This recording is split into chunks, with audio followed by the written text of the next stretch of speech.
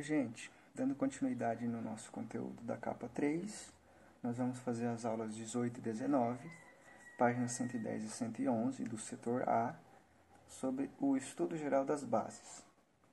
O texto teórico para nos ajudar aqui nessa aula, nessas duas aulas, vai ser da página 120 a 123, e lá no caderno de exercícios, depois, o capítulo 14, páginas 166 a 169, do 1 ao 20. Isso eu quero que vocês resolvam, tirem fotos e me mandem para a gente registrar como tarefa feita. A base, eu posso dizer que é o oposto do ácido, mesmo porque depois eles vão fazer parte de reações de neutralização, que é o nosso próximo conteúdo. Mas eu preciso entender primeiramente como eu posso classificar, como que eu posso nomear e determinar algumas situações características de uma base. Então, por definição, assim como Arrhenius definiu os ácidos como a liberação do cátion H+, ele definiu que aqui há a liberação do ânion da hidroxila, que o que quer dizer isso? O OH-, esse aqui. Então, a característica principal de uma base, sua característica geral, é que ela é formada de um cátion metálico e dessa hidroxila OH-. Então, geralmente, eles ficam com essa forma aqui, ó. O metal em si, o OH e a quantidade da valência daquele cátion. Perceba que esse X- desce para ser índice do OH-. E como já é menos 1, ele vai descer para ser índice do metal. O 1 eu não preciso representar, ele fica implícito aqui. Então, a forma geral de representação de uma base é o cátion primeiro sempre e o OH depois. E no rodapé do OH, a valência que aquele metal apresentava. A nomenclatura é muito fácil, é só eu colocar hidróxido de e o nome do cátion, ou seja, o nome do metal. Então aqui eu tenho três exemplos, na verdade. NaOH, que é o hidróxido de sódio, né? Na é sódio. E aqui eu coloquei os dois de propósito. Ambos são ferro, mas só que como a gente sabe que o metal de transição ferro pode oscilar entre 2 e 3 mais na sua valência, essa nomenclatura também sugere isso. Então, como que eu vou fazer? Eu vou observar qual é o número que está aqui no índice. Primeira coisa é lembrar, é metal de transição? Como que eu vou fazer? Todo metal que não é alcalino e não é alcalino terroso, automaticamente ele é de transição. Então, eu preciso olhar depois qual é o valor que tem aqui no rodapé do OH, e isso vai determinar em algarismo romano o nome desse composto. Então, aqui é o hidróxido de ferro 2 e aqui o hidróxido de ferro 3. Isso acontece comumente com o cobre, acontece com o chumbo, acontece com a prata em alguns casos, com o ouro. Só cuidado que, por exemplo, o alumínio, Al3+, ele, por mais que eu coloque aqui AlOH3, eu não posso e não vou dizer que ele é hidróxido de alumínio 3, porque o alumínio não é metal de transição. Se você olhar na tabela, ele está lá no grupo 13, lá na família do boro, certo? Só tem esse cuidado na hora da nomenclatura. Pode ser que você encontre o ferro 2 sendo chamado de hidróxido férrico e o outro como hidróxido ferroso. Mas oficialmente é o IUPAC que determina que a gente coloque algarismos romanos, no caso 2 e o 3. Quanto à classificação, nós temos 3 classificações, que é o número de hidroxila, a solubilidade e a força. Então vamos por parte aqui. O número de hidroxila é muito fácil.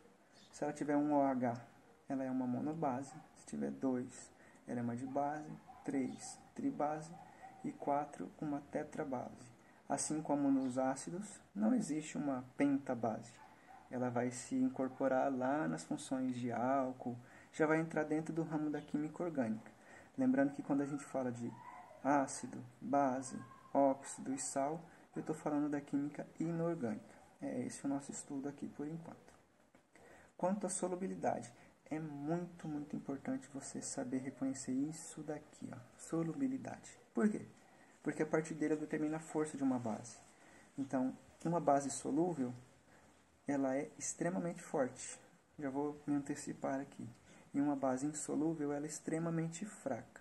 Então, como eu faço para reconhecer uma base solúvel? todas as bases que são formadas a partir dos metais do grupo 1, que são os alcalinos, né, que ali, por exemplo, é o lítio, o sódio, o potássio, o rubídio, o césio e o frâncio, são extremamente fortes, porque elas são solúveis. Do grupo 2, perceba que tem algumas exceções aqui, ó. O berílio e o magnésio não aparecem, e daí o restante está todo aqui, ó. O cálcio, o estrôncio, o bário e o rádio. São solúveis, então são extremamente fortes. E o hidróxido de amônio, ele aqui presente dizendo que é solúvel, só que ela é uma exceção. Ela é uma base solúvel, porém extremamente fraca. A amônia em si, o amoníaco, como a gente conhece usualmente, ele é muito fraco. É aquele que dá aquele cheiro insuportável ali quando a gente abre o frasquinho. Então ele é uma base, quando formada, extremamente fraca. Porém, ele é muito utilizado como um indicador de ácido e base, que é esse próximo conteúdo. O que eu preciso saber daqui basicamente é que quando eu utilizo um indicador de ácido-base, a primeira situação que eu vou conseguir visualizar de fato é uma mudança de cor. Ele não vai fervescer, ele não vai evaporar, ele não vai congelar, ele vai simplesmente mudar a sua coloração. Isso vai depender do meio ao qual ele se encontra, o meio, se for ácido, neutro ou básico.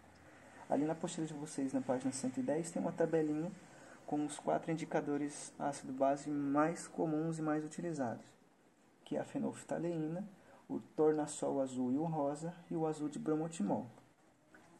Ali na apostilinha de vocês vão conseguir ver que, em meio ácido, a fenolftaleína fica incolor, o tornassol azul fica rosa, e o tornassol rosa continua rosa, e o bromotimol fica amarelo. No meio neutro, a fenolftaleína permanece incolor, o tornassol fica azul, o rosa continua rosa e o bromotimol fica verde.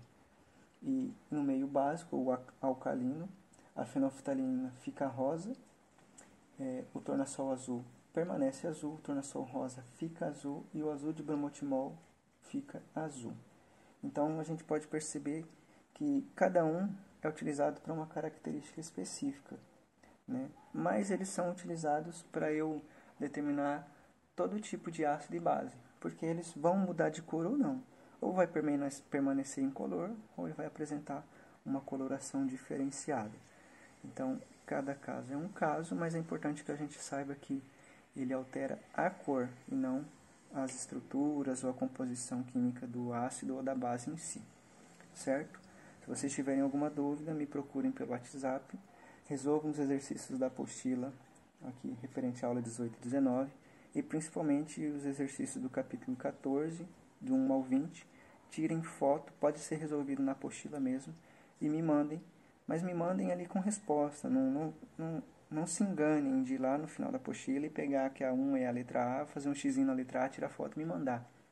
Se for um exercício que precisa ali uma definição, que precisa uma estrutura, um desenho, qualquer coisa, um rabisco ali, façam, se deem esse trabalho de fazer, de estudar direitinho, porque a gente já está num regime um pouco diferenciado, vocês estão no último ano, então peguem firme para que a gente não fique tão para trás assim num conteúdo que pode ser cobrado em Enem, em vestibular, certo? Mais uma vez, se tiver dúvida, é só me mandar mensagem no WhatsApp.